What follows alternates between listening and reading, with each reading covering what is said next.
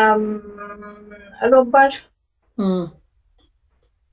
বা শনিবারও আমি হতে পারে।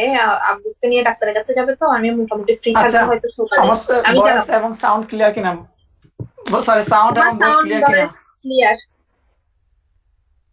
Board clear. গুড, হ্যাঁ ক্লিয়ারই তো। আচ্ছা, ওকে। আমরা লাস্ট দিন পড়ছিলাম হচ্ছে, যদি ভুল না হয়, সেকশন 115 পর্যন্ত পড়ছিলাম, ঠিক আছে? আজকে আমরা এরপরের সেকশন গুলো দেখবো।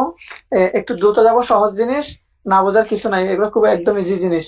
আচ্ছা, আমরা এরপর 122 এবং 123 এগুলো যেহেতু আগে পড়ছি, 126 আগে পড়ছি, চলে যাবো 132-এ, সেকশন 132। একটু দেখেন, 132 আছে, আমরা আহ, দেখেন 132 হচ্ছে মহিলাদের ক্ষেত্রে ব্যক্তিগত হাজিরা হতে অব্যাহতি। মহিলাদের ব্যক্তিগত হাজিরা হতে অব্যাহতি। মহিলাদের ব্যক্তিগত হাজিরা হতে অব্যাহতি। আরিফ, আচ্ছা, আমার একটা এটি প্রশ্ন। ব্যক্তিগত হাজিরা হতে অব্যাহতি। আরিফ, আমার একটা প্রশ্ন ছিল, হ্যাঁ। বলবো? হ্যাঁ, অবশ্যই। আচ্ছা, আমার প্রশ্নটা হচ্ছে যে আমরা, মানে ধর আমি যখন প্র্যাকটিস করতাম তখন আমি সিআরপিসি ছিল, তো তখন বেশিরভাগ আমি একটা দরখাস্ত দেওয়ার জন্য টাইম পিটিশন, হুম, হ্যাঁ, হ্যাঁ, সময় দরখাস্ত যেটাকে বলে, হ্যাঁ, হ্যাঁ, হ্যাঁ, তো হ্যাঁ, হ্যাঁ, হ্যাঁ। ওইটা নিয়ে তো সিআরপিসি টা আমি পড়ছি বলে আমার মনে হচ্ছে না। 344-এ কি ছিল? রিমান্ড। হ্যাঁ। না। এই রিমান্ড, না। ওখানে তো মুলতবি, ওটাই মুলতবি, যেটা টাইম রিমান্ডের বিধান ওখানে, ওটাই তো মুলতবি। আমরা রিমান্ডটা কেন কি করি? মুলতবির জন্য। আর টাইম পিটিশন যেগুলো দেয়, এগুলো হচ্ছে সিআরও, অর্থাৎ criminal rules and order. Criminal rules and order 1900 কত সালের একটা, যে সিআরও অনুসারে ওই পিটিশন গুলো দেওয়া হয়। আর এই যে 344-এ আমরা মুলতবির বিষয়টা পড়ি, মুলতবি, তবি রস্বীকার মনে হয়, মুলতবি, ঠিক আছে? হুম। ওকে। মানে ওখানে ওই যে টাইম পিটিশন যেটা দেখতাম, যে বেশিরভাগ কেস গুলাতেই দেখতাম যে ওই টাইম পিটিশন, সময় দরখাস্ত, সময় হ্যাঁ, দরখাস্ত। সময়ের দরখাস্ত, এগুলো হচ্ছে সিআরও, এগুলো সিআরও অনুসারে, সিআরও এবং যে একটা হচ্ছে criminal rules and order, criminal rules and order, আর একটা হচ্ছে সিভিল রুলস এন্ড অর্ডার। এটা হচ্ছে 1800 কত, আর এটা 1900 কত যেন আছে, কিন্তু তুই তো বলছো 1935। ক্রিমিনালের আলাদা কোনো আইন পড়তে হয় না। ওইগুলো তো ভাই ইয়ার জন্য, ওগুলো তো কোর্টের প্র্যাকটিস, এগুলো কোর্ট প্র্যাকটিস, তো এগুলো জাস্ট কোর্ট প্র্যাকটিসের জন্য, এখানে এর বাইরে তোমাকে কিছু পড়তে হবে না। মূল আইন হচ্ছে এগুলা। আর পিটিশন মিটিশন এগুলো হচ্ছে ওই যে কোর্ট প্র্যাকটিস, এগুলা প্র্যাকটিস, ঠিক আছে? ও আচ্ছা আচ্ছা। আচ্ছা, মহিলাদের ব্যক্তিগত হাজিরা হতে অব্যাহতি, তাহলে এটা হাজিরা হতে অব্যাহতি। এই যে এই জায়গাটা, মহিলাদেরকে কি করবে? মহিলাদেরকে ব্যক্তিগত হাজিরা হতে অব্যাহতি দিবে, ঠিক আছে?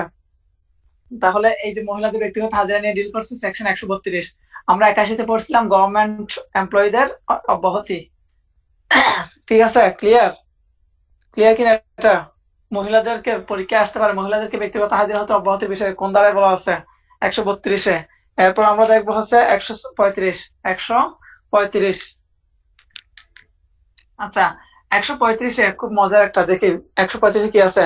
135-এর ক্ষেত্রে আমরা জজ, ম্যাজিস্ট্রেট এবং এবং আদালতের অন্যান্য কর্মকর্তা, আদালতের আদালতের অন্যান্য কর্মকর্তা যারা আছে, ওনাদেরকে গ্রেফতার হতে কি দিয়েছে? অন্যান্য কর্মকর্তা, ওনাদেরকে, হ্যাঁ, কর্মকর্তা, অন্যান্য কর্মকর্তা গ্রেফতার হতে কি অব্যাহতি। জজ, ম্যাজিস্ট্রেট, আদালতের অন্যান্য কর্মকর্তাদের গ্রেফতার হতে অব্যাহতি, গ্রেফতার হতে অব্যাহতি। তাহলে এই যে জজ, ম্যাজিস্ট্রেট এবং আদালতের অন্যান্য কর্মকর্তা, তাদের কার্য সম্পাদন কালে, তারা যখন কাজ করেন, ওই কার্য সম্পাদন কালে তাদেরকে কি করা যাবে না? অ্যারেস্ট করা যাবে না, গ্রেফতার হতে। তাহলে তাদেরকে কি দেওয়া হয়েছে? অব্যাহতি দেওয়া হয়েছে, সেকশন 135। এরপরে সেকশন 135 ক। 135 ক, এটা ইম্পর্টেন্ট, এখান থেকে কোয়েশ্চেন আসে। আমরা ইয়াতে পড়ে আসছিলাম, সিআরপিসি তে পড়ে আসছিলাম জজ ম্যাজিস্ট্রেটের ব্যাপারগুলা। আচ্ছা, এখন 135 কটা ইম্পর্টেন্ট, কেন ইম্পর্টেন্ট একটু দেখাচ্ছি। এখন আমরা জানি যে যখন সংসদ চলমান থাকে, সংসদ চলাকালীন সময়ে, হুম, যখন সংসদ চলে, সংসদ চলাকালীন সময়ে সংসদের যে সংসদ সদস্যরা আছে ওনাদেরকে গ্রেফতার করা যায় কিনা এই বিষয়টা নিয়ে ডিল করেছে 135 ক। অর্থাৎ সংসদের যে সংসদ সদস্যরা আছেন ওনাদেরকে গ্রেফতার করা যায় কি যায় না সেই বিষয়টা নিয়ে এখানে ডিল করা হয়েছে। তাহলে এখানে আমরা দুইটা বিষয় দেখবো, একটা হচ্ছে সংসদের সদস্য, একটা হচ্ছে সংসদের কোন কমিটির সদস্য। সংসদের সদস্য আরেকটা হচ্ছে সংসদের কোন কমিটির সদস্য। ওখানে যে কমিটিগুলো থাকে কমিটির সদস্য, কমিটির সদস্য এই যে ওনাদেরকে গ্রেফতার হতে অব্যাহতি দেওয়া হয়েছে। এখন কখন দেখি একটু, ওনারা যখন যখন চলমান থাকবে, অর্থাৎ যখন ওনাদের বৈঠক বা অধিবেশন চলবে, অধিবেশন চলমান, তাহলে অধিবেশন দিলাম, অধিবেশন, অধিবেশন প্লাস পরবর্তী 14 দিন প্লাস পূর্ববর্তী 14 দিন, এই জায়গাটা একটু মাথায় রাখতে হবে, পূর্ববর্তী এবং পরবর্তী 14 দিন। এই যে তাহলে সংসদের যে সদস্য আছে এবং সংসদের যে কমিটির সদস্যরা আছেন ওনাদেরকে কোনো ধরনের গ্রেফতার করা যাবে না। কতদিন পর্যন্ত গ্রেফতার করা যাবে না? অধিবেশন চলাকালে অথবা অধিবেশনের চলাকালীন সময়ের পূর্ববর্তী 14 দিন অথবা পরবর্তী 14 দিন। তাহলে এই সময়টাতে ওনাদেরকে কি করা যাবে না? গ্রেফতার করা যাবে না। এটি ক্লিয়ার কিনা? হ্যাঁ। ওকে, এখন এর পরবর্তী দেখবো 139। আমরা যে এফিডেভিট বা মানে এফিডেভিটের ক্ষেত্রে যে শপথ গ্রহণ করে বা হলফনামার ক্ষেত্রে যে শপথ নেয়, আচ্ছা, শপথ করে এমপি যদি কাউকে খুন করে সেই ক্ষেত্রে ক্রিমিনাল ইয়া থেকে অব্যাহতি পাবে না, ক্রিমিনাল ইয়া থেকে কোনো ধরনের অব্যাহতি পাবে না। আমরা তো এগুলো দেখি, অ্যাভেলেবল না, অ্যারেস্ট করে ফেলে যে দেখি না, এটা সিভিলে। আচ্ছা, এবার 139, 139 শপথ পরিচালনা, শপথ পরিচালনা। তাহলে শপথ কে পরিচালনা করবেন? শপথ পরিচালনা, শপথ পরিচালনা। তাহলে শপথ কে পরিচালনা করবেন? তিন তিন ধরনের ব্যক্তি শপথ পরিচালনা করবেন। প্রথম মাথায় রাখতে হবে কয় ধরনের ব্যক্তি বা কয়ভাবে শপথ পরিচালনা করা যায়। তিন ধরনের ব্যক্তি, তিন ধরনের। এখন দেখি আমরা এই তিন ধরনের কি কি। প্রথম প্রথম হচ্ছে আদালত বা ম্যাজিস্ট্রেট, আদালত বা ম্যাজিস্ট্রেট, আদালত বা ম্যাজিস্ট্রেট কি করেন? শপথ পরিচালনা করেন। সেকেন্ড ব্যাপারটা হচ্ছে যে কোনো কর্মকর্তা যাকে সুপ্রিম কোর্ট নিয়োগ করেছে, যে কোনো কর্মকর্তা, যে কোনো কর্মকর্তা, যে কোনো কর্মকর্তা যাকে সুপ্রিম কোর্ট কি করলো? নিয়োগ করলো।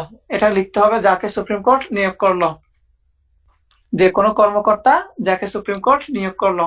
এরপর তিন নাম্বার ব্যাপারটা হচ্ছে সরকার কর্তৃক সাধারণ বা বিশেষ ক্ষমতাপ্রাপ্ত আদালত কর্তৃক। এই দুইটা লেখা হলে আমাকে একটু জানাইছে, আমি বলবো না। নেক্সটটা আরে তোর থেকে কি হয়েছে? কই হ্যাঁ, কই মনে হচ্ছে মরে যাচ্ছিস কা? কি হয়েছে? না, আচ্ছা, এই দুইটা লেখা হলে বলিস। এটা হচ্ছে দেখছি। যে কোনো কর্মকর্তা যাকে সুপ্রিম কোর্ট নিয়োগ করবে, এটা সুপ্রিম কোর্ট নিয়োগ করবে যে কোনো কর্মকর্তা। আর সর্বশেষ যে গ্রাউন্ডটা সেটা হচ্ছে আদালতকে যদি সরকার এম্পাওয়ার করে, আদালতকে সরকার সাধারণভাবে বা বিশেষভাবে যদি এম্পাওয়ার করে তাহলে আদালত কি করবে? অন্য কাউকে করবে। এটা আদালত নিজে কিন্তু পরিচালনা করবে, এটা কোনো ব্যক্তি যাকে। আর সর্বশেষ হচ্ছে এই যে আদালত, আদালতকে সরকার কি করবে? ক্ষমতা দিবে অন্য কোনো ব্যক্তিকে কি করার জন্য? অ্যাপয়েন্ট করার জন্য। তাহলে তিন ধরনের ব্যক্তি শপথ পরিচালনা করবেন। এবার আমরা 144 আমরা দেখলাম, আমরা পুনরুদ্ধার আবেদন, রেস্টিটিউশনের যে আবেদনটা করে এই আবেদনের কথা বলা আছে 144 এ। আমরা 144 এর সাথে আরেকটা জিনিস পড়বো, সেটা হচ্ছে অর্ডার 21, অর্ডার 21, রুল 100। এই যে এক্সিকিউশন, আমরা তো এক্সিকিউশন পড়ছি না? তুই আনমিউট করতে পারো, তুই আনমিউট করে রাখ। না, সাউন্ড হবে তো। না, হবে না। এক্সিকিউশন হ্যাঁ তোর ওদিকে বুঝছি কি তো। কোনো আওয়াজ হচ্ছে? তোদের কাছে কোনো আওয়াজ লাগতেছে? তো নাই। তাহলে ঠিক আছে। না, সাউন্ড আসতেছে না। আচ্ছা, এখন এক্সিকিউশনের ক্ষেত্রে আমরা দেখছিলাম, এখন এক্সিকিউশন করতে গিয়ে দেখা যাচ্ছে ধর কোর্ট রায় দিল, রায়ের মধ্যে এই যে এই প্রপার্টিটা নিয়ে একটা এক্সিকিউশনের রায় দিল, সরি একটা আদালত রায় দিল। এখন এক্সিকিউশন স্টেজে গিয়ে দেখা যাচ্ছে কি এর পাশে এই যে জায়গাটা, অথবা অথবা আরেকটু বড় করে দিই, অথবা এই যে এই জায়গাটা কোর্ট কিন্তু রায় দিয়েছে প্রপার্টি আরে ডিস্টার্ব করতেছে। এক্সিকিউশন। আচ্ছা, বলতেছি কোর্ট রায় দিয়েছিল এ নামক প্রপার্টির উপরে, কিন্তু এক্সিকিউশনে গিয়ে দেখা যাচ্ছে ভুলক্রমে বি এর উপর কি দিয়ে দিল, এক্সিকিউশন দিয়ে দিল। ঠিক আছে, যে প্রপার্টির উপর দেওয়ার কথা ছিল ওইটার উপর দেয় নাই, দিয়ে দিয়েছে ভুলক্রমে বি প্রপার্টির উপর এক্সিকিউশন, অর্থাৎ বি প্রপার্টি দখলে নিয়ে নিল। তাহলে এই যে এটার মালিক কিন্তু আরেকজন না, এটার মালিক ধরে নিলাম আমি মিস্টার এক্স, তখন মিস্টার এক্স কি করবে, এই যে অর্ডার 21 রুল 100 অনুসারে ওটা বাতিলের বা পুনরুদ্ধারের জন্য কি করবে, আবেদন করবে। এক্সিকিউশন স্টেজ হলে তখন যাবে রুল 100, আর লোয়ার কোর্ট কোন একটা রায় দিল, ভুলক্রমে রায় দিল, দেওয়ার কথা এর পক্ষে বা এর প্রপার্টির উপরে, কিন্তু ভুলক্রমে দিয়ে দিল বি এর প্রপার্টির উপরে, তখন উনি কি করবেন, 144 আবেদন করবেন। ক্লিয়ার? না, ক্লিয়ার না। আচ্ছা, এটা আমরা পরে আলোচনা করবো, আপাতত আমরা পাশে লিখে রাখ অর্ডার 21 রুল 100, এটা পাশে লিখে রাখ, মিলাই পড়তে পারবি। আমরা যখন অর্ডার 100 আলোচনা করবো তখন এই জিনিসটা ক্লিয়ার করবো। আচ্ছা, এখন এর পরবর্তী আমরা চলে যাব 151। পরীক্ষায় কোয়েশ্চেন আসে এখান থেকে, রিটার্ন প্লাস বা ইয়াতে দুইটার ক্ষেত্রে ইম্পর্টেন্ট। ইনহেরেন্ট পাওয়ার আমরা যে ইয়ার পড়ি সিআরপিসি তে দেখছিলাম 561 এ দেখছিলাম, আর সিপিসি হচ্ছে 151 তে আদালতের ইনহেরেন্ট পাওয়ার নিয়ে বলা হয়েছে। আচ্ছা, এখন ইনহেরেন্ট পাওয়ার কয়টি ক্ষেত্রে অ্যাপ্লাই করা যায়? দুইটি ক্ষেত্রে মাথায় রাখতে হবে, দুইটি ক্ষেত্রে। ঠিক আছে, ইনহেরেন্ট পাওয়ার কয়টি ক্ষেত্রে অ্যাপ্লাই করা যায়? শুধু দুইটি ক্ষেত্রে। কি কি? একটা হচ্ছে ন্যায় বিচারের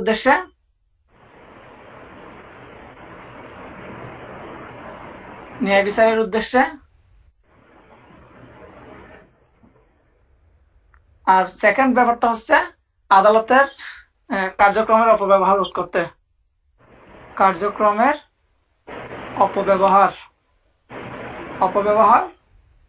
করতে। এটি এখন একটা সাউন্ড আসতেছে। তাহলে এই দুইটি ক্ষেত্রে আদালত তার ইনহেরেন্ট পাওয়ারটা অ্যাপ্লাই করতে পারে। এখন এটা লেখা হয়ে একটু জানাবি।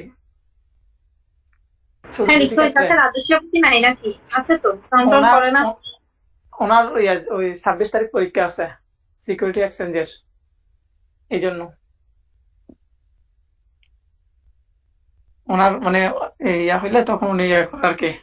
আচ্ছা, যেটা বলছিলাম, এখন এই যে ইনহেরেন্ট পাওয়ার, প্রশ্ন হচ্ছে ইনহেরেন্ট পাওয়ার কোন কোর্ট অ্যাপ্লাই করতে পারে?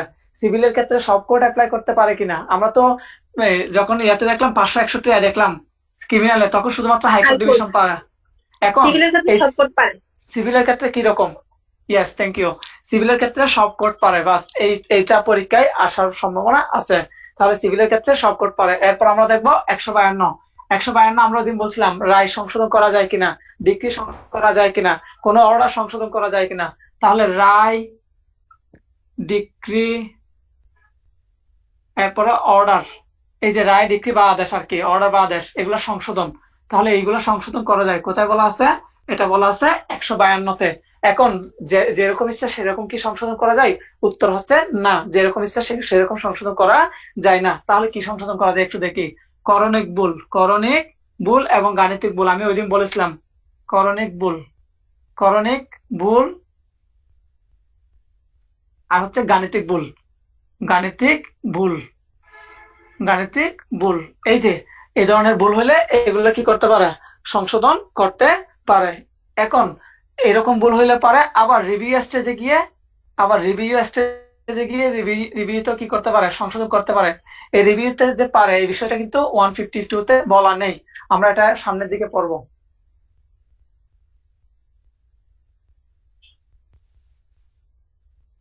এতটা ক্লিয়ার? হ্যাঁ। এখন এই যে সংশোধন যে করবে, এই সংশোধনটা কে করবে?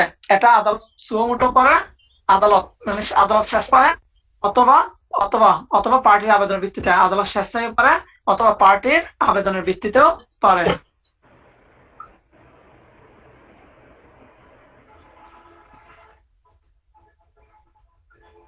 তাহলে আমরা দেখলাম 152 পরে, এখন আমরা চলে যাব 154 এটা একটা সেভিংস।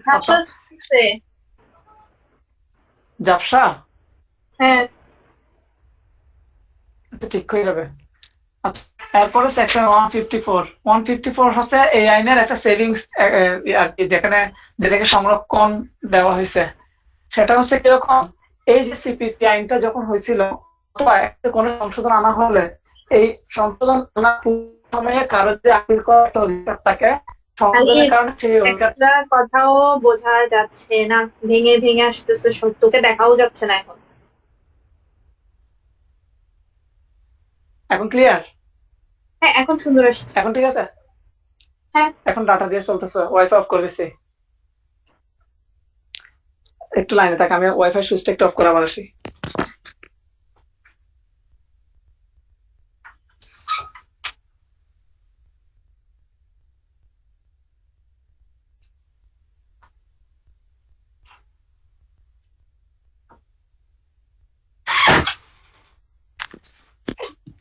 হ্যালো, শোনাচ্ছে? হ্যাঁ, আমি শুনতেছি। আচ্ছা, এখন যেটা বলছিলাম, তাহলে আমার এই যে সিপিসিটা হওয়ার পরে, সরি হওয়ার আগে অথবা সিপিসিতে কোনো সংশোধন আসলে, সেই ক্ষেত্রে এই সংশোধনের আগে যদি কারো আপিল করার অধিকার থাকে, সংশোধনের কারণে ওই আপিলের অধিকারটা কি হবে না, ওই আপিলের অধিকারটা কোনো ধরনের ক্ষতিগ্রস্ত হবে না, তার আপিলের অধিকারটা থাকবে। ফর এক্সাম্পল, আমি একটা এক্সাম্পল দেখাই। ধর 10/1/2021 সিপিসিতে একটা সংশোধন আসছে। এখন এই সংশোধনেরটা কি বিষয় আসছে, ধর একটা মামলা আমি ধরে নিলাম যে একটা মানি স্যুট যেখানে আগে কি ছিল, আপিলের বিধান ছিল। এখন এই যে 10 তারিখে যে সংশোধন আসছে, এখানে ওই আপিলের অধিকারটাকে কি করা হয়ে গেছে, ওটা কি করে ফেলছে, বাতিল নিয়ে করা ফেলা হয়েছে। হয়েছে, হ্যাঁ বাতিল করা হয়েছে। এখন বলা হচ্ছে এই যে সংশোধনের কারণে যদিও বাতিল করা হয়েছে, কিন্তু এর পূর্বে যে ওনার আপিল করার যে একটা অধিকার ছিল ওইটা বলবৎ থাকবে, ওইটা ক্ষুণ্ণ হবে না। ক্লিয়ার? আচ্ছা, মানে সংশোধনের আগে যদি তার কোনো অধিকার থাকে হ্যাঁ সেটা হ্যাঁ হ্যাঁ চেঞ্জ হ্যাঁ হবে। হ্যাঁ হ্যাঁ হ্যাঁ হ্যাঁ হ্যাঁ। ইভেন আমরা একটা প্রিন্সিপাল অফ ন্যাচারাল জাস্টিসে একটা জিনিস পড়ছি, যখনকার ইভেন আমাদের কনস্টিটিউশনও বলছে কোন ব্যক্তি যদি অপরাধ করে, ওই ব্যক্তিকে যখনকার আইনে অপরাধ করছিল তখনকার আইনে অনুসারে কি দিতে হবে, তার শাস্তি আইনি দিতে হবে। দিতে হবে হ্যাঁ, শাস্তি নতুন দিতে হবে, বুঝছিলাম এটা। ইয়েস, হ্যাঁ। আচ্ছা, এখন আমাদের এর মধ্যে দিয়ে, আচ্ছা পরীক্ষা আরেকটা প্রশ্ন একটা ভাইভাতে জিজ্ঞেস করে যে সিপিসিতে 158 আমরা তো জানি 158টা সেকশন আছে, সিপিসিতে 158 নম্বর সেকশনে কি বলা হয়েছে প্রশ্ন করে, কিন্তু দুঃখের বিষয় হচ্ছে এটা বিলুপ্ত। ঠিক আছে, পরীক্ষাতে এগুলা একটু জিজ্ঞেস করা আর কি। আচ্ছা, এখন আমরা সোজাসুজি অর্ডার চলে যাব। আমাদের লাস্ট আমরা অর্ডার শেষ করছিলাম অর্ডার 15, অর্ডার 15। আজকে আমরা অর্ডার 16 শুরু করব।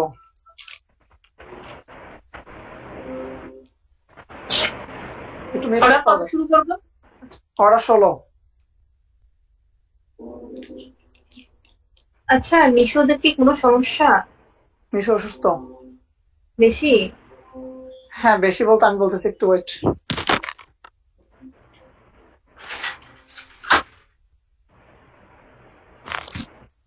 রোবেল অসুস্থ হওয়ার পরে মিশু অসুস্থ হয়ে গেছে। ও আচ্ছা আচ্ছা, আজকে তো অনেকদিন হলো ক্লাস করতেছে না। হ্যাঁ হ্যাঁ হ্যাঁ, ওই দিন রোবেল লাস্টের দিকে বের হয়ে গেছে, খেয়াল করছিলি? হ্যাঁ হ্যাঁ।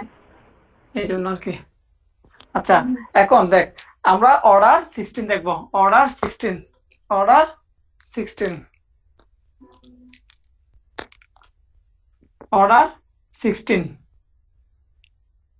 এখন অর্ডার 16টা কি নিয়ে ডিল করছে? অর্ডার 16 নিয়ে ডিল করছে সাক্ষীর প্রতি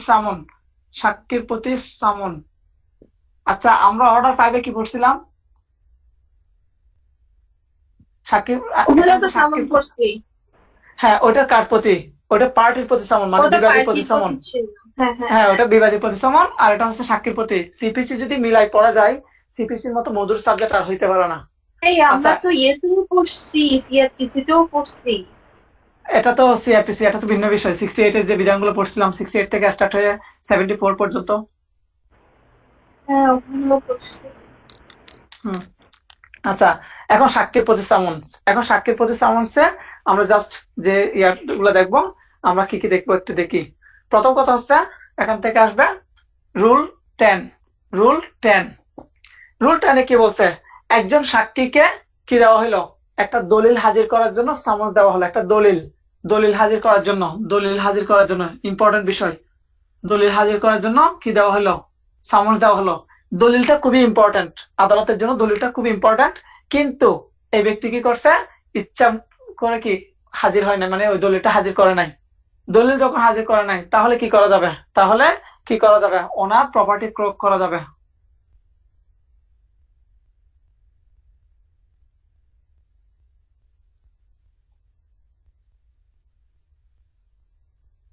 প্রপার্টি কি করবে, ক্রোক করবে। তাহলে কি বললাম, দলিল হাজির করতে বললো কিন্তু হাজির করে নাই ইচ্ছামূলক ভাবে, তাহলে সেক্ষেত্রে ওই ব্যক্তির প্রপার্টি ক্রোক করবে। এখন ওই ব্যক্তির প্রপার্টি ক্রোক করবে মানলাম, এখানে ব্যতিক্রম আছে, এটা ব্যতিক্রম। ব্যতিক্রমটা কি, ব্যতিক্রম হচ্ছে স্মল কজেস কোড কি করতে পারবে না, স্মল কজেস কোড কখনো স্থাবর সম্পত্তি কি করতে পারবে না, ক্রোক করতে পারবে না। স্মল কজেস কোডের এই পাওয়ারটা নেই। নিচে পরীক্ষা জিজ্ঞেস করে যে দলিল হাজির মানে একজন সাক্ষীকে দলিল হাজির করতে বলা স্মল কজেস কোড, এই ক্ষেত্রে স্থাবর সম্পত্তি ক্রোকের আদেশ দিতে পারে কিনা, উত্তর হচ্ছে পারে না, কারণ স্মল কজেস কোডের এই পাওয়ারটা নেই। ক্লিয়ার?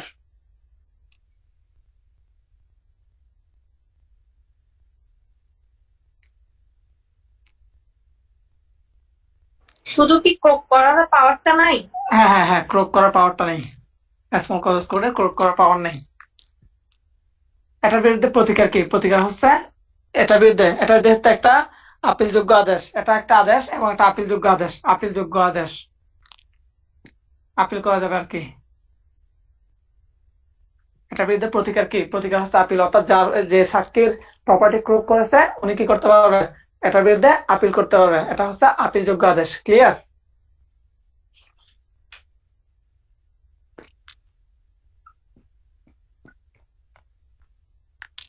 আচ্ছা, এটা তো দেখলাম দলিল, এটা কি দেখলাম, দলিল।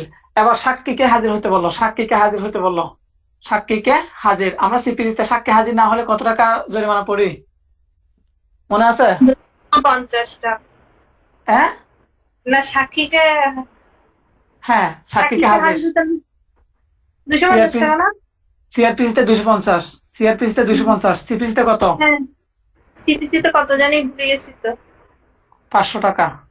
এই যে অর্ডার পারলাম না। 16, অর্ডার 16 রুল 12, রুল 12। অর্ডার 6, হ্যাঁ অর্ডার 16 রুল 12 বলা আছে সাক্ষীকে হাজির হইতে বললে হাজির হয় না, সেক্ষেত্রে 500 টাকা জরিমানা।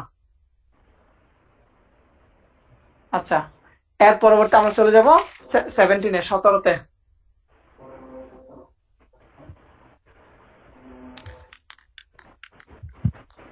অর্ডার 17, অর্ডার 17 হচ্ছে কি খুব ইম্পর্টেন্ট, মুলতবি। মুলতবি, মুলতবি আমরা সিআরপিসিতে পড়ছিলাম কত, সিআরপিসিতে পড়ছিলাম 344-এ, অর্থাৎ সিআরপিসির ক্ষেত্রে মুলতবির বিধান হচ্ছে 344-এ, আর সিপিসিতে অর্ডার 17-তে। এখন অর্ডার 17 থেকে আমরা শুধুমাত্র দুইটা রুল পড়বো। প্রথমত রুল 1, এই রুল 1টা হচ্ছে মোস্ট মোস্ট মোস্ট ইম্পর্টেন্ট, যেখান থেকে কোয়েশ্চেন আসে এবং ফিউচারে আসবে, বুঝার বিষয়। একটু দেখি আমরা কি আছে, একটু একটু ডিটেলস ইয়ে করতে হবে। এই যে সেকশন সরি অর্ডার 16-এর রুল 1টা যদি আমাদের বুঝতে হয়, আমাদেরকে দুইটা জিনিস বুঝতে হবে। চূড়ান্ত শুনানি বুঝি কিনা আমরা, চূড়ান্ত শুনানি, এই যে চূড়ান্ত শুনানি, চূড়ান্ত শুনানির পর্যায় এবং চূড়ান্ত শুনানির পূর্ববর্তী পর্যায়, দুইটা বিষয় আমরা দুইটা স্টেজে ভাগ করব। আমরা দুইটা স্টেজে ভাগ করি, একটা হচ্ছে চূড়ান্ত শুনানির পূর্বে, চূড়ান্ত শুনানির, একটু মিউট করতে হবে।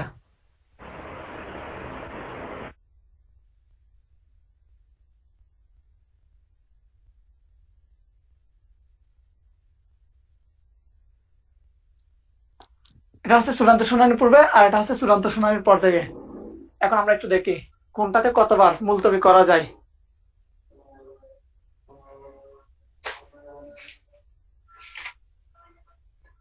আমাকে চূড়ান্ত শুনানিটা বুঝাই দাও। আচ্ছা, যখন আমরা তো দেখছিলাম যে প্রথম বিচার্য বিষয় নির্ধারণ করবে, কতটা দেখছিলাম আমরা, 14-এ দেখছিলাম।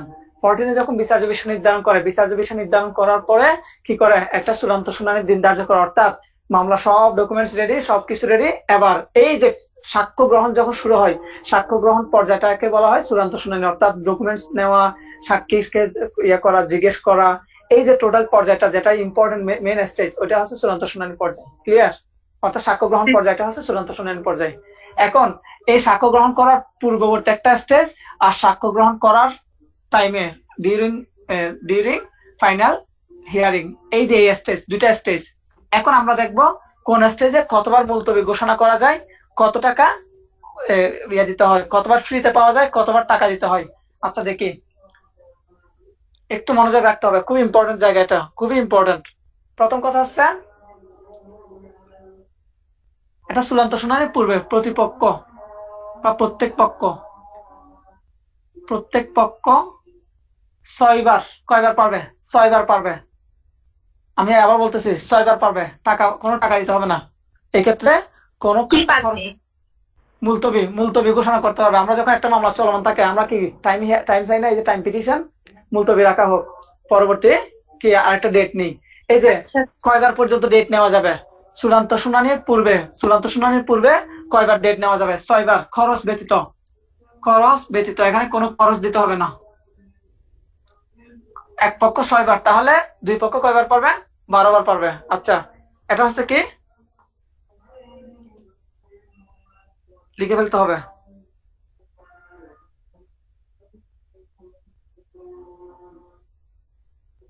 হ্যাঁ, লিখছি। এরপরে খরচ সহ পারবে 3টা, খরচ সহ পারবে কয়টি? 3টি, তাও প্রত্যেক পক্ষ। অর্থাৎ এক পক্ষ 3টা করে, এদিকে পাবে 6টা।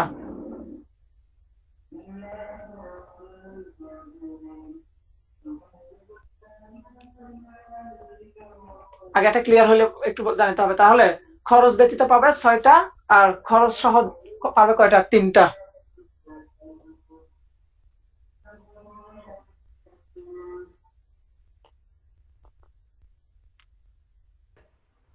মানে হলো যে 6, 7, 8, 9 বার। হ্যাঁ, এক পক্ষ পারবে 9 বার করে, টোটাল 18 বার। হ্যাঁ, চূড়ান্ত শুনানির পূর্বে। এখন আমরা চূড়ান্ত শুনানির পর্যায়ে দেখবো, এখানে খরচ ছাড়া কোনো কি নাই, বিধান নাই, এখানে খরচ দিতে হবে।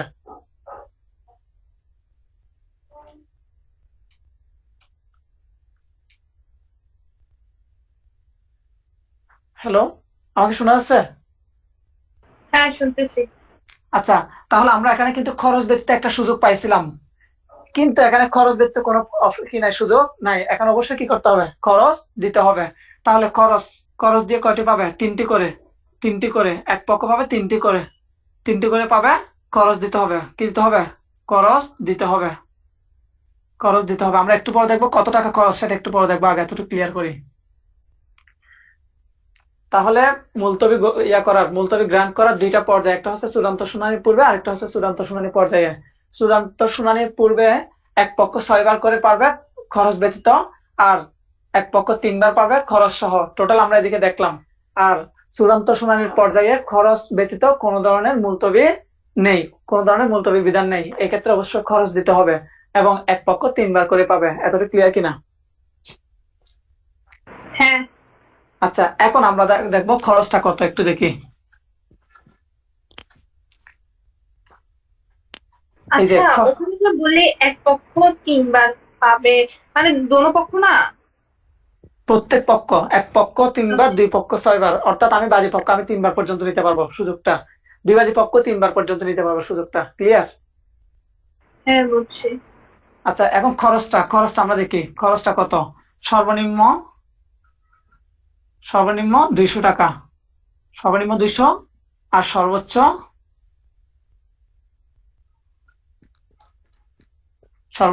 1000 টাকা। ক্লিয়ার? এখন এই যে খরচ, এটা কিন্তু খরচ, জরিমানা না। তাহলে খরচ সবসময় কোথায় যাবে বলছিলাম? খরচ সবসময় সরকারের কাছে যাবে। তাহলে জরিমানা কোথায় যাবে? না, জরিমানা সরকারের কাছে যাবে, খরচ কার কাছে যাবে? আদালতে। নো, বিবাদীর পকেটে। বিবাদীর খরচটা যাবে অর্থাৎ বিবাদী বলতে অপোজিশন পার্টি। যদি বাদী চাই, তাহলে বাদীর কাছ থেকে নিয়ে দিবে বিবাদীকে। আর যদি বিবাদী চাই, মানে টাইম পিটিশন যদি বিবাদী দেয়, তাহলে বিবাদীর কাছ থেকে খরচটা নিয়ে দিবে বাদীকে। ক্লিয়ার? হ্যাঁ। অর্থাৎ বিরোধী পার্টিকে দিবে। আচ্ছা, এখন প্রশ্ন হচ্ছে খরচ দিতে না পারলে কি হবে? খরচ দিতে ব্যর্থ হলে কি হবে? মিউট করতে হবে। খরচ দিতে ব্যর্থ হলে কি হবে? আচ্ছা দেখি কমন সেন্স কি বলে, বাদীর মামলা কি হবে, বাদীর ক্ষেত্রে কি হবে?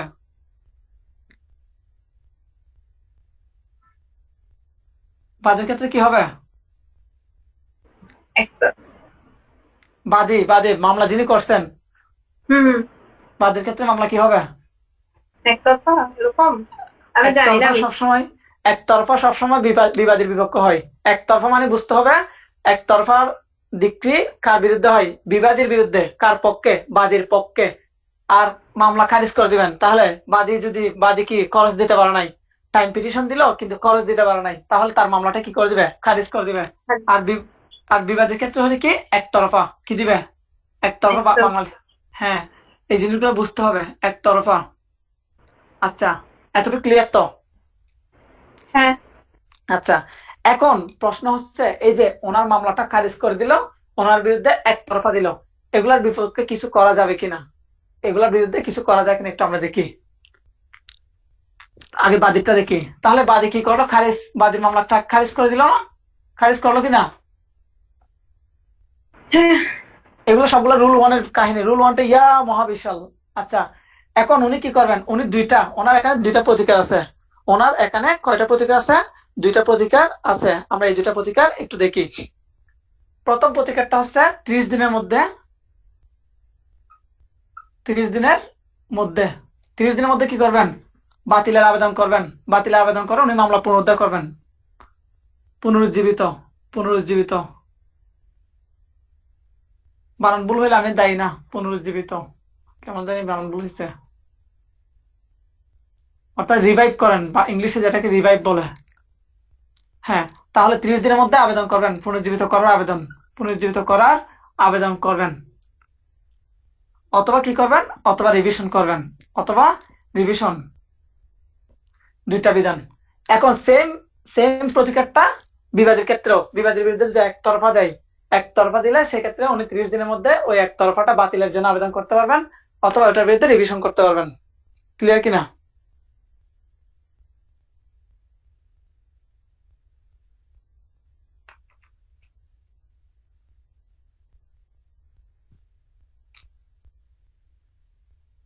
এটি ক্লিয়ার?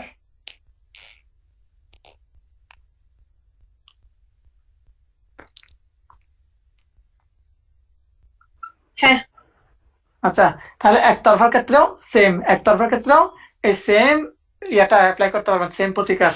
আচ্ছা, তাহলে দুইটা প্রতিকার। প্রথম প্রতিকারটা কি? 30 দিনের মধ্যে ওইটা বাতিলের আবেদন করবেন। আর ইয়াটা হচ্ছে কি, আরেকটা বিষয় কি দেখলাম?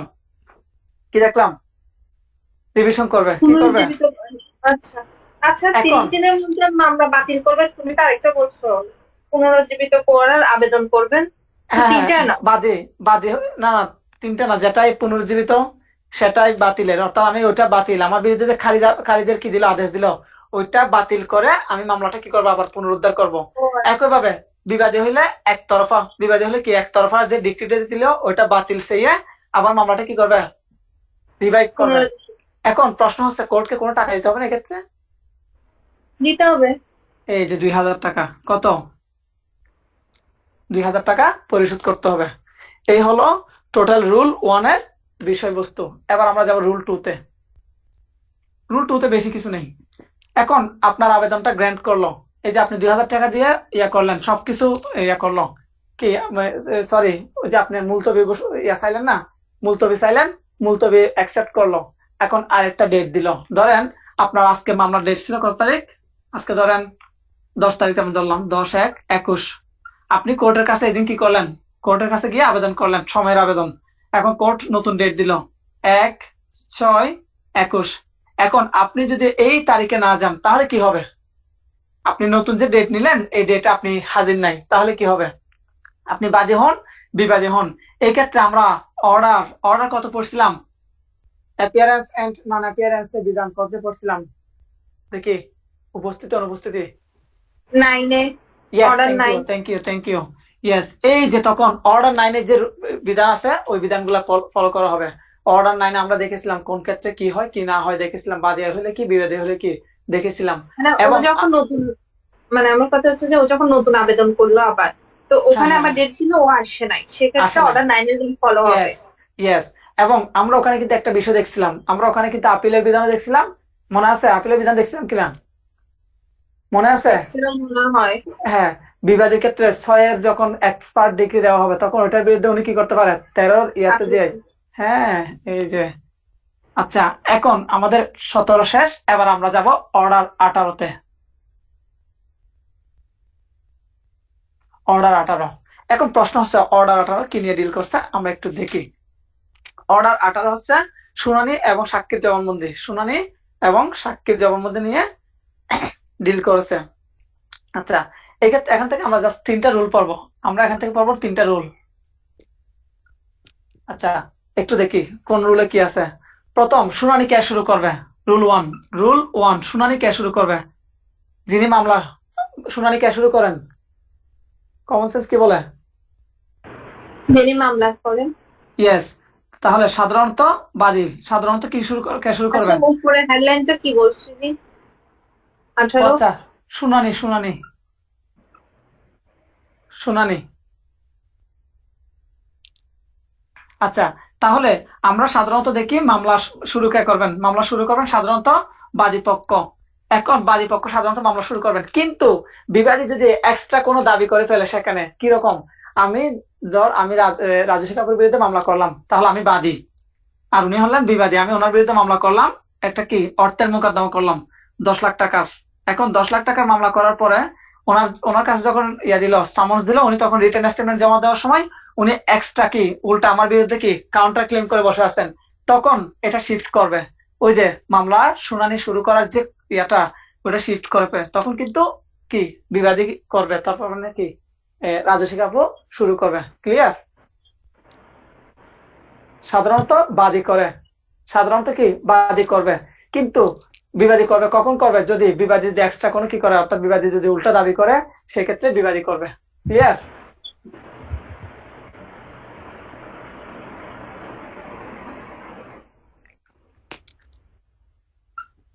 ক্লিয়ার কিনা? হ্যাঁ। আচ্ছা, এবার আমরা তো দেখেছিলাম বিচার্য বিষয় গঠন করে, বিচার্য বিষয় গঠন করার পরে শুনানির দিন ধার্য করা, 120 দিনের মধ্যে শুনানির দিন।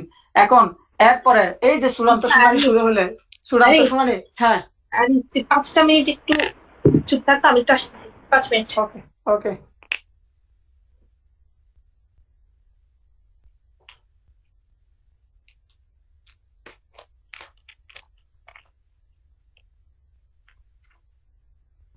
হ্যাঁ, বল। আচ্ছা, এখন চূড়ান্ত শুনানি যে শুরু হইলো, চূড়ান্ত শুনানি কতদিনের মধ্যে শেষ করতে হবে এই বিষয়টা বলা হচ্ছে কি অর্ডার অর্ডার 18 রুল 19-এ। অর্ডার 18 রুল 19 এটা মোস্ট ইম্পর্টেন্ট, এটা বেশি ইম্পর্টেন্ট পিলির জন্য। আচ্ছা, চূড়ান্ত শুনানির সমাপ্তি, চূড়ান্ত শুনানির সমাপ্তি, তাহলে কতদিনের মধ্যে সমাপ্ত করতে হবে আমরা এই জিনিসটা একটু দেখবো। হ্যাঁ, 120 কার্য দিবস, 120 কার্য দিবস, যেদিন থেকে চূড়ান্ত শুনানি শুরু হলো সেদিন থেকে 120 কার্য দিবস। এই যে কার্য দিবসের যে জায়গাটা ভেরি ভেরি ইম্পর্টেন্ট। পরীক্ষা 120 দিন দিবে। আচ্ছা, এটা 18তে শুরু হয়ে 19-এ শেষ হয়েছে, এই তো? 18 তো শেষ শুরু হয়ে 19 শেষ মানে হয়েছে। এটা তো 18তে, অর্ডার 18তে চূড়ান্ত শুনানির কথা বলছো? এই তো আমরা এখন অর্ডার 18-তে, আমরা রুল 1 শুরু করছিলাম, এখন রুল 19-এ। এই তো রুল 19, আমরা এখন আছি শুনানিতে আছি, শুনানি শুরু হয়েছে রুল 1-এ। এখন কতদিনের মধ্যে শেষ করতে হবে সেটা বলা আছে রুল 19-এ, 120 কার্য দিবসের মধ্যে শেষ করতে হবে। ক্লিয়ার? ওয়েট ওয়েট ওয়েট, দাঁড়াও। তাহলে মুলতবি সেকশন কত? 17, মুলতবি অর্ডার অর্ডার 17, ও মুলতবি 17। আচ্ছা, আচ্ছা। আর শুনানি হচ্ছে কি? Clear? Step by step. CPC খুব মজার সাবজেক্ট, সিপিসি হচ্ছে স্টেপ বাই স্টেপ আছে, সিআরপিসি তো পুরো ভেজাইলা সাবজেক্ট। আচ্ছা, এখন এই জায়গাটা, এই যে পরীক্ষায় প্রশ্ন আসবে চূড়ান্ত শুনানি মানে এখানে কখন থেকে, যেদিন চূড়ান্ত শুনানি শুরু হয়েছে ওই দিন থেকে, যেদিন শুরু হবে ওই দিন থেকে 120 কার্য দিবসের মধ্যে কি করতে হবে, মানে যেদিন চূড়ান্ত শুনানির তারিখ নির্ধারণ করবে। লিখে দিই, এটা ইম্পর্টেন্ট।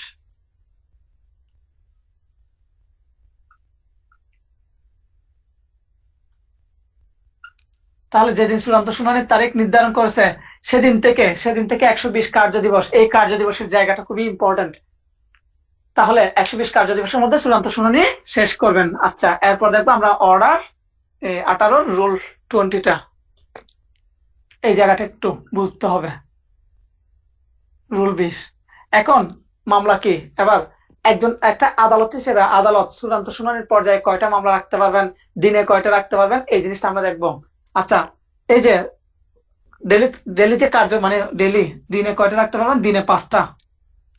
দিনে দিনে খেয়াল রাখতে হবে, একটা দিনে ডেলি মানে ডেলি উনি কয়টা রাখতে পারবেন মানে শুনানির জন্য উনি কয়টা মামলা রাখতে পারবেন, সর্বোচ্চ 5টি, দিনে সর্বোচ্চ 5টি বা 5টির বেশি না। এটা দিনে মানে ডেলি, দৈনিক দৈনিক দৈনিক সর্বোচ্চ 5টি। তাহলে দৈনিক সর্বোচ্চ 5টি কি রাখতে পারবেন, চূড়ান্ত শুনানির জন্য রাখতে পারবেন। এখন এটা হচ্ছে ডেলি, আর চূড়ান্ত শুনানি করবেন এরকম টোটাল কয়টি মামলা রাখতে পারবেন, চূড়ান্ত শুনানির পর্যায়ে রাখতে পারবেন।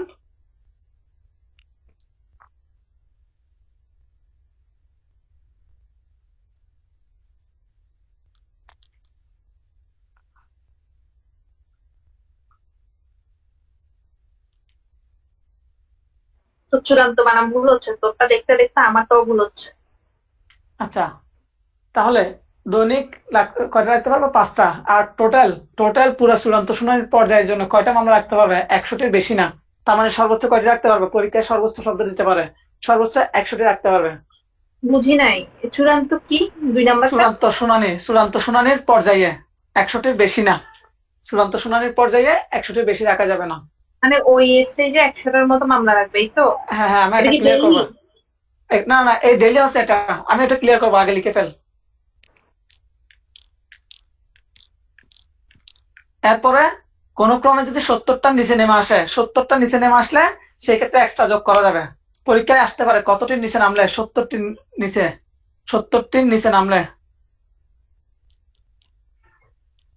নামলে তখন আবার কি করতে পারবেন, যোগ করতে পারবেন ওখানে। এখন আমি একটু বিষয়টা ক্লিয়ার করি।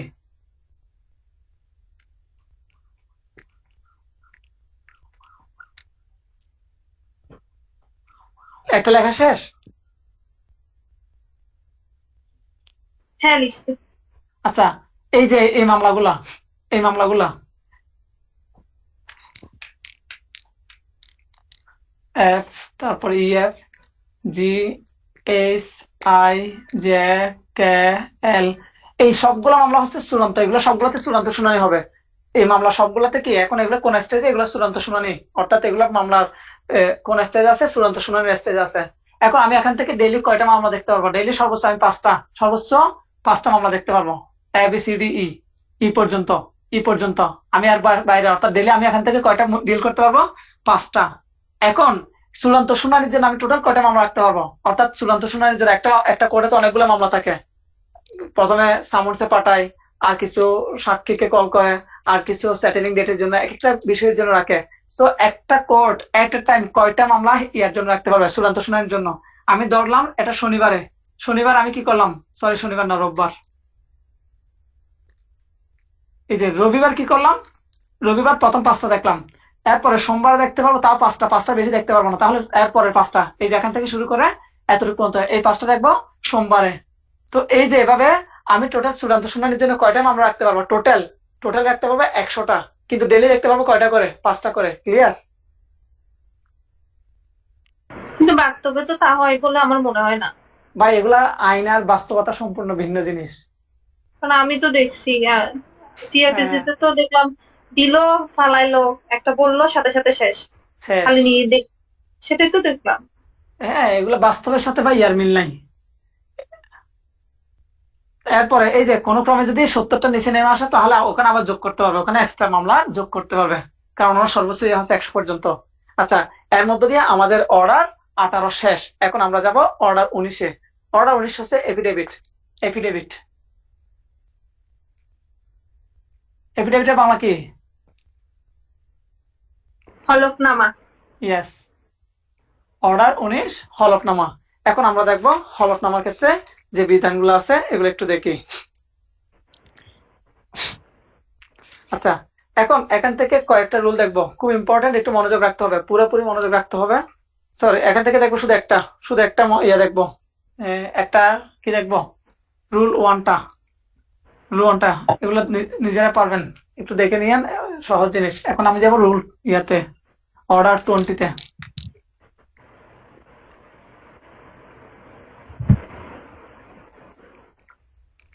অর্ডার 20 থেকে কোয়েশ্চেন আসে, খুব ইম্পর্টেন্ট জায়গাটা। দেখি অর্ডার 20-তে কি কি, জাজমেন্ট এতে এন্ড কি কি ডিক্রি। শুধু একটা রুলই, রুল ওয়ান? হ্যাঁ হ্যাঁ, শুধু একটা পড়লে হবে, ওটাও না পড়লে চলবে, ওটাও দরকার নাই, তারপরে রিস্ক নিতে চাচ্ছি না আমি। আসসালামু আলাইকুম। Judgment and decree. এখন এই জায়গাটা একটা, ওই দিন বলছিলাম, এখানে কিন্তু কোনো ই নাই, কোনো ই হ্যাঁ, রাখি নাই কিন্তু। ইয়েস, 1 নম্বর আর বিষয়। এটা ক্রিমিনালের ক্ষেত্রেও তো সেম।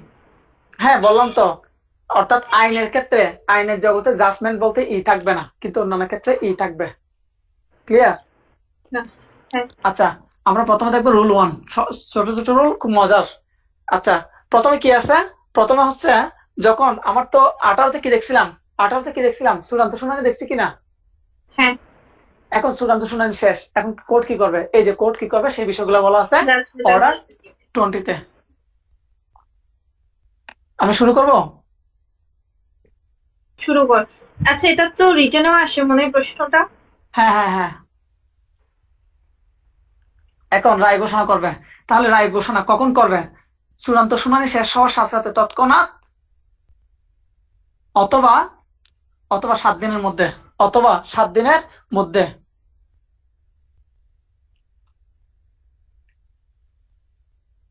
এখন পরীক্ষায় যদি কোয়েশ্চেন কঠিন করে, তাহলে 7 দিনের মধ্যে শব্দটা না দিয়ে দিবে কি, অনূর্ধ্ব 7 দিন, অনূর্ধ্ব 7 দিন বলে দিবে।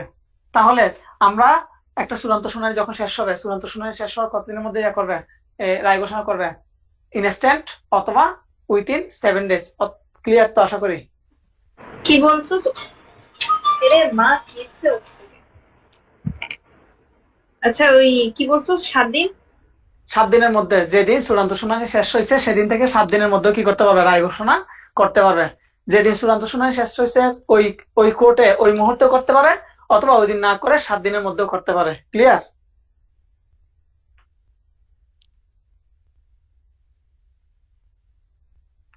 সেক্ষেত্রে প্রকাশ্য আদালতে, অবশ্য প্রকাশ্য আদালতে হবে, গোপনে কোনো কাজ কারবার হবে না, প্রকাশ্য আদালতে। ক্লিয়ার?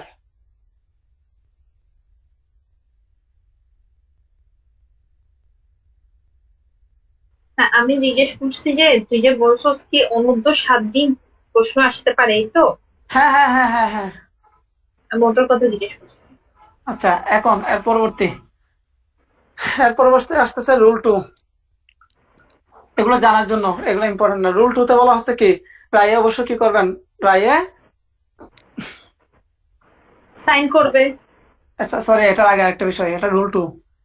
ধর মিস্টার এ হচ্ছে জাজ, উনি একটা রায় রেডি করে গেছেন, এই রায়টা উনি রেডি করে গেছেন কিন্তু ঘোষণা করতে পারেন নাই। ওনার জায়গায় কে আসছে? ওনার জায়গায় আসছে বি। এখন প্রশ্ন হচ্ছে, বি এই রায়টা ঘোষণা করতে পারবেন কিনা। উনি ট্রান্সফার হয়ে গেছে অন্য জায়গায় চলে গেছে, ওনার জায়গায় এখন বি আসছে। বি ওনার যে রেডি করা এই রায়টা ঘোষণা করতে পারবে কিনা। পারবে, ও হ্যাঁ, তো এই সব যে রেডি করে নিলে। হ্যাঁ, এই বিষয়টা বলা আছে রুল 2-তে। এরপরে রুল 3। এই যে আমরা কিছুক্ষণ আগে যখন 152 পড়ছিলাম, তখন বলছিলাম যে সংশোধনের বিষয়টা, এবং ওখানে বলছিলাম যে রিভিউর ক্ষেত্রে কি করা যায়, সংশোধন করা যায়। এখন আমরা তাহলে দেখবো কিছু এই যে, আছে, আমি লিখে নিই, একটু লিখি।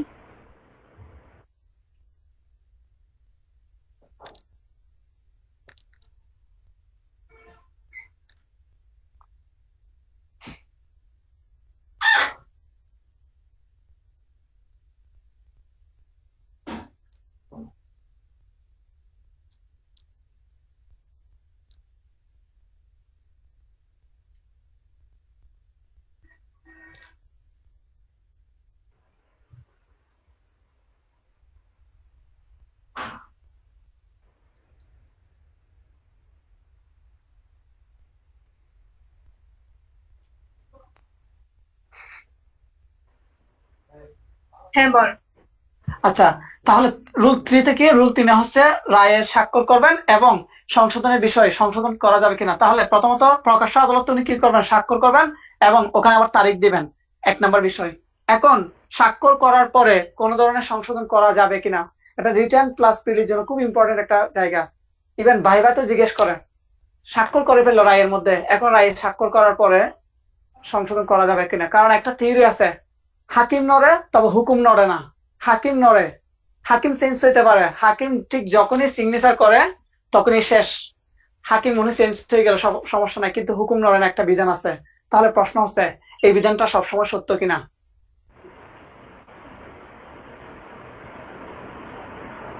কি বলে? সবসময় সত্য মনে হয় না। না, সবসময় সত্য না। আমরা তো 152 দেখলাম যে সংশোধন করা যায়। তাহলে সংশোধন করা যায় কিরকম, এই যে করণিক ভুল। তাহলে এখানে বলা হচ্ছে যদি স্বাক্ষর করে ফেলে তাহলে সংশোধন করা যাবে কিনা। সংশোধন করা যাবে, সংশোধন করা যাবে। কিরকম সংশোধন দেখি, সংশোধন করা যাবে কিরকম সংশোধন। একটা হচ্ছে 152 আর একটা হচ্ছে রিভিউ। ক্লিয়ার? হুম। বাস, এখন এরপর আমরা দেখব। আচ্ছা, আমি গ্রুপে একটা SMS করছিলাম, টেক্সট করছিলাম, কেউ রিপ্লাই দেয় নাই। কারো কাছে কি লিমিটেশন বই নাই? ও সরি, আমি দেখিই নাই। লিমিটেশনে কি বলছো? 161 একটা 15 দিনের একটা বিধান আছে। বেতনের বিষয়টা আমার আসলে আমার নোট খাতা বের করতে মন চাচ্ছে না, বই বের করতে একটু বিরক্ত লাগতেছে, এই জন্য বের করি নাই। তো সরি, আমি দেখি নাই। চাইছিলাম যে কেউ করে কিনা। আচ্ছা, এবার আমরা দেখবো রুল 5 এর ক। এই 5 এর ক তে কি বলছে। এবার এবার ডিক্রি রেডি হয়ে গেছে। এখন ডিক্রি রেডি হয়েছে, আচ্ছা সরি, রায় রায় রেডি হয়েছে। রায় রেডি হওয়ার পরে রায়ের ভিত্তিতে কি দিতে হয়, জাজমেন্ট। জাজমেন্ট মানে তো রায়। ও সরি, রায়ের ভিত্তিতে ইয়ে দেবে না ডিক্রি, ওই ডিক্রি। এটা কোথায় পড়ছিলাম, সেকশন এক্সাম 33। সেকশন 33-এ পড়ছিলাম, রায়ের ভিত্তিতে ডিক্রি দিতে হয়। এখন ডিক্রিটা কতদিনের মধ্যে রেডি করতে হয়, রায়ের তারিখ থেকে 7 দিনের মধ্যে। রায়ের তারিখ থেকে, অর্থাৎ রায় ঘোষণার তারিখ থেকে, রায় ঘোষণার রায়ের ঘোষণার আচ্ছা রায় ঘোষণার তারিখ থেকে 7 দিনের মধ্যে।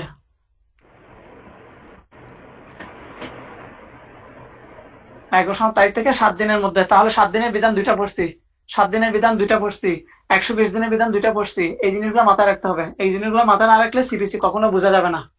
বিচার্য বিষয় যেদিন প্রণয়ন করছেন বা গঠন করছেন সেদিন থেকে 120 দিনের মধ্যে কি করবে, 120 দিনের মধ্যে। হ্যাঁ, চূড়ান্ত শুনানির দিন ধার্য করবে। চূড়ান্ত শুনানির দিন যেদিন ধার্য করছে সেদিন থেকে আবার 120 দিনের মধ্যে চূড়ান্ত শুনানি শেষ করতে হবে। আমরা দেখেছিলাম রায় ঘোষণা ইনস্ট্যান্ট করা যায় অথবা 7 দিনের মধ্যে করা যায়। আবার রায় যেদিন ঘোষণা করবে সেদিন থেকে 7 দিনের মধ্যে ডিক্রি রেডি করতে হবে। ক্লিয়ার? 7 দিন 7 দিন 120 ক্লিয়ার কিনা?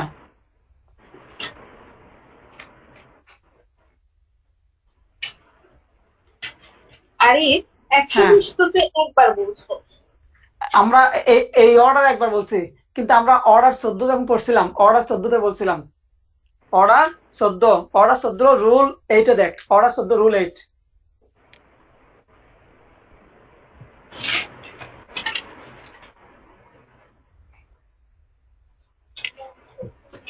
ও বাবা, এখন খুঁজে পাবো না আমি।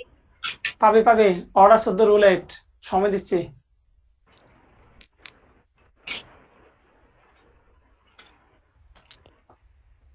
কোথায় পড়ে? অর্ডার 11, 14। রুল 8, চূড়ান্ত শুনানির দিন ধার্য 120 দিনের মধ্যে বিচার্য বিষয় গঠন করতে হবে। রাইট?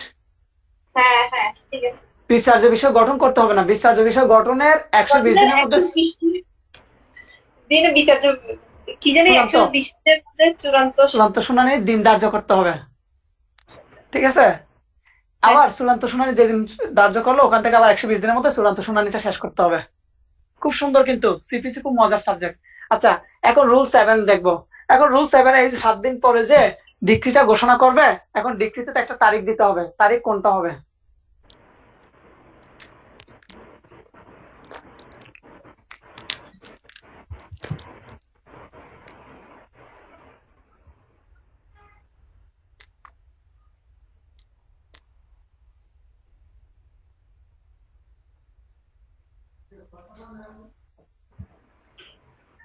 রায় ঘোষণার তারিখই হবে কিসের?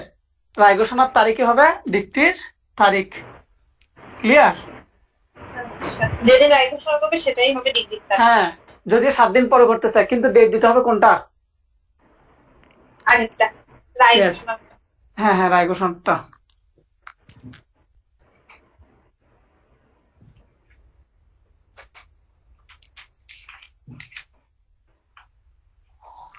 আচ্ছা, আরেকটা রুল আছে, রুলটা শেষ করবো কিনা? আচ্ছা, শেষ করে দিই, এগুলো ইম্পর্টেন্ট না, তারপরে জানার জন্য পড়াচ্ছি। রুল 9টা, স্থাবর সম্পত্তির ডিক্রি দিলে, স্থাবর সম্পত্তির উদ্ধারের ডিক্রি দিলে ওই ডিক্রিতে চৌহদ্দি, সেটেলমেন্ট, তারপর নাম্বার সবকিছু উল্লেখ করতে হয়। অর্থাৎ একটা ডিক্রি দিলে যাতে ওই যে ডিক্রিটা যাতে এক্সিকিউশন করতে গিয়ে যাতে ভুল না হয়, সেই জন্য কি করতে হয়, ওই ডিক্রির চৌহদ্দি, ওই সেটেলমেন্ট রেকর্ড, এরপরে আবার মানে জরিপ করছে কিনা, জরিপ করলে জরিপের সংখ্যা, এই জিনিসগুলা সুস্পষ্টভাবে উল্লেখ করতে হয় ডিক্রির মধ্যে।